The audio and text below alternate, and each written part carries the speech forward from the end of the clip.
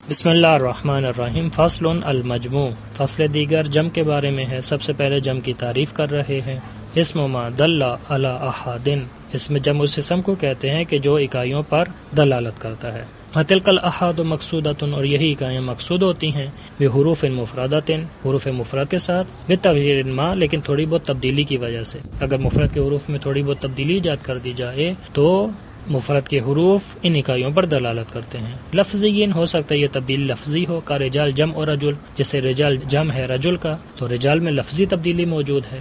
اور تقدیری، یا ہو سکتا ہے تبدیلی تقدیری ہو، کا فلک علی وزن اسد، جیسے فلک جو اسد کے وزن پر ہے یہ جم ہے، فإن مفردہ ایضا فلک، اور اس کا مفرد بھی فلک ہے، لیکنہ علی وزن کوفل، لیکن اس مفرد کا وزن کوفل ہے۔ پس وہ فلک جو اسد کے وزن پر ہو وہ جم ہے، اور وہ فلک جو کوفل کے وزن پر ہو وہ مفرد ہے۔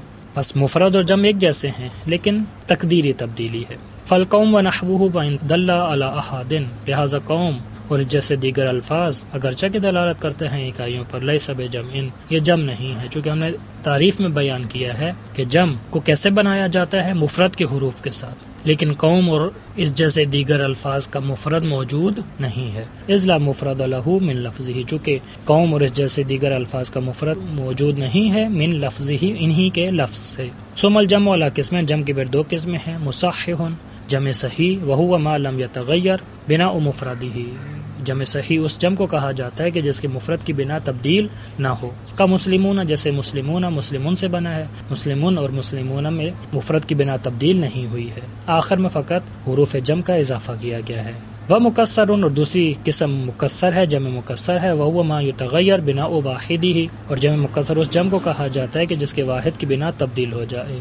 مذالک نحو رجال، اور یہ رجال ہے، رجال جیسے رجل سے بنا ہے تو رجال اور رجل میں فرق ہے، رجل کی بنا الگ ہے، رجال کی بنا الگ ہے۔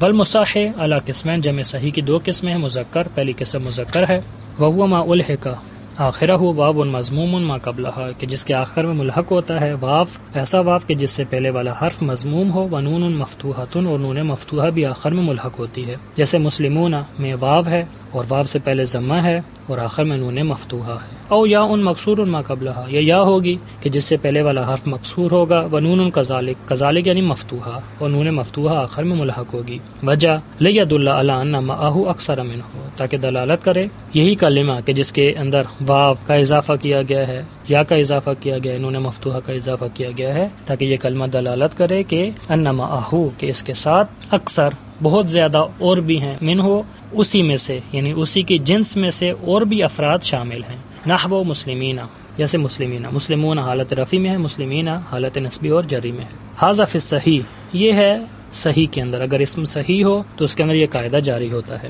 اما المنقوص، لیکن اگر اس میں منقوص ہو فتحذف یاؤہ، تو اس کی یا کو حذف کر دیا جاتا ہے۔ نحو کازونا و داؤنا، تو کازونا اور داؤنا میں جب جم بنانا چاہتے ہیں تو یا کو آخر سے حذف کر دیں گے۔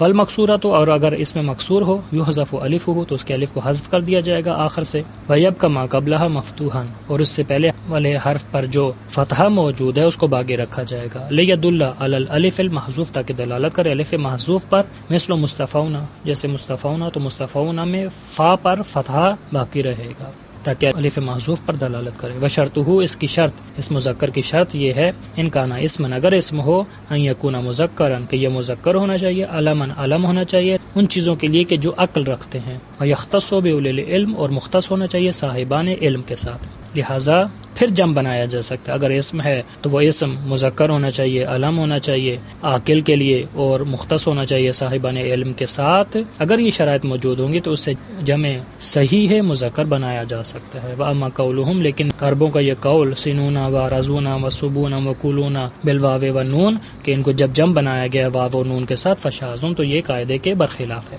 وَيَجِبُ، اور یہ بھی واجب ہے کہ ان لا یکون افعل مؤنثہ فعلا، اور واجب ہے یہ بھی کہ یہ ایسا افعل نہیں ہونا چاہیے کہ جس کی مؤنث فعلا ہو۔ افعل کے کئی وزن ہیں، ایسا افعل کے جس کی مؤنث فعلا ہو وہ بھی نہیں ہونا چاہیے، جیسے احمر مؤنثہ حمرا، جیسے اس کی مؤنث حمرا ہے۔ بلا فعلان، اور ایسا فعلان بھی نہیں ہونا چاہیے مؤنثہ فعلا کے جس کی مؤنث فعلا ہو۔ کا سکران، جیسے سکران مؤنثہ سکرا کے جس کی مؤنث سکرا آتی ہے۔ ولا فعیل، اور ایسا فعیل بھی نہیں ہونا چاہیے بمعنی المفعول، جس کا معنی مفعول ہو، جیسے جریح بمعنی مجروح، جریح فعیل کے وزن پر اس کا معنی کیا مجروح مفعول والا معنی موجود ہے. ولا فعول اور ایسا فعول بھی نہیں ہونا چاہیے بمعنی فاعل جو فاعل کے معنی میں ہو. کا صبور بمعنی صابر جیسے صبور جس کے اندر صابر کا معنی پایا جاتا ہے. ویجب حذف نونہ بالاضافۃ اور اس جمع صحیح ہے مذکر کی نون کو حذف کرنا واجب ہے اضافہ کی وجہ سے. نحو مسلمو مصر جیسے یہ مثال مسلمو اصل میں مسلمون تھا نون تھا لیکن اضافے کی وجہ سے گر چکا ہے. ومؤنث دوسری قسم مؤنث ہے. وہو ما الحق بآخرہ الف و تاء مؤنث اس کو کہا جاتا ہے کہ جس کے آخر میں ملحق ہو جائے الف اور تاء. وشرطہ ان کان صفتن اور اس مؤنث کی شرط یہ ہے ان کان صفتن اگر یہ مؤنث صفت ہو ولہ مذکر اور اس کے لیے ایک مذکر ہو.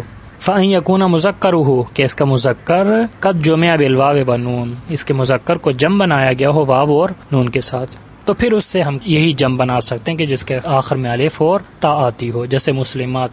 وَإِن لَمْ يَكُنْ لَهُ مُذَكَّرٌ لیکن اگر اس کا مذکر نہ ہو فشرطہ تو اس کی شرط یہ ہے کہ ان لا یکون مؤنثا مجردا من التاء تو اس کی شرط یہ ہے کہ یہ ایک ایسا مؤنث نہیں ہونا چاہیے کہ جو تاء سے خالی ہو جیسے حائض و حامل کہ جس میں تاء کی ضرورت نہیں ہے لہذا حائض اور حامل سے نہیں بن سکتا جمع مذکر سالم نہیں بن سکتا.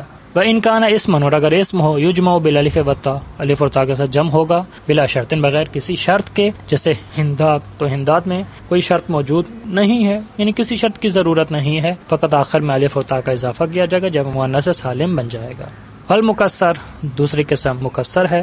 صیغتہ فی الثلاثی کثیرۃ اس کے صیغے وزن اوزان ثلاثی کے اندر بہت زیادہ ہیں. غیر مضبوطۃ کہ جن کو ضبط نہیں کیا گیا تو رفع بالسما ان کی شناخت ان کی معرفت سما پر موقوف ہے جیسے ارجل رجل پاؤں کو کہتے ہیں ارجل جم ہے. زرس ازراس قلب قلوب تو وزن الگ الگ ہیں سب کے وزن الگ ہیں. ارجل کا وزن الگ ہے ازراس کا وزن الگ ہے قلوب کا وزن الگ ہے. وفی غیر ثلاثی علی وزن فعالل اور غیر ثلاثی میں فعالل کے وزن پر بنتا ہے جیسے جعافر و جداول جمع و جعفر و جدول. جعفر مفرد ہے اس کی جمع جعافر ہے. جدول مفرد ہے جس کی جمع جداول ہے. قیاساً کما عرفت فی التصریف قانونی وزن یہی ہے کہ جیسے کہ آپ تصریف میں علم صرف میں یہ پہچان چکے ہیں. وعلم جان لیں ان الجمع ایضا علی قسمیں جمع کی بھی دو قسمیں ہیں. جمع قلت پہلی قسم جمع قلت ہے وہو ما یطلق علی العشرۃ فما دونھا جمع قلت جو اطلاق ہوتا ہے 10 پر اور 10 سے کم پر فما دونھا یعنی 10 سے کم پر. وابنیۃ جمع القلت اور جمع قلت کی جو بنا ہے وزن ہے وہ 4 ہیں. افعل افعال فعلتن و افعلہ 4 وزن ہیں. وجمع کثرت دوسری قسم جمع کثرت ہے وہو ما یطلق علی ما فوق العشرۃ جمع کثرت اس کو کہا جاتا ہے کہ جو 10 سے اوپر پر اطلاق کرتا ہے. وابنیتہ ما عدا ھذہ الاربعہ اور اس کی بنائیں ان 4 بناؤں کے علاوہ ہیں. 4 بنائیں جو جمع قلت کی ہیں ان کے علاوہ تمام بنائیں جمع کثرت کی ہیں. ویستعمل کل منہما فی موضع الاخر ان جمع قلت اور جمع کثرت میں سے ہر ایک استعمال ہوتا ہے دوسرے کے مقام پر علی سبیل الاستعارہ استعارہ کی صورت میں. نحو قولی تعالی جس اللہ تعالیٰ کا یہ قول ثلاثۃ قروء تو قروء جمع کثرت ہے مع وجود اقرا اقرا موجود ہے جمع قلت کا وزن موجود ہے پھر بھی ہم نے قروء جمع کثرت کا وزن استعمال کیا ہے استعارہ کی بنا پر. ہاں اگر استعارہ ہو تو استعمال کیا جا سکتا ہے لیکن اگر استعارہ نہ ہو تو پھر جمع قلت کا وزن جمع قلت کے لیے اور جمع کثرت کا وزن جمع کثرت کے لیے استعمال ہوگا.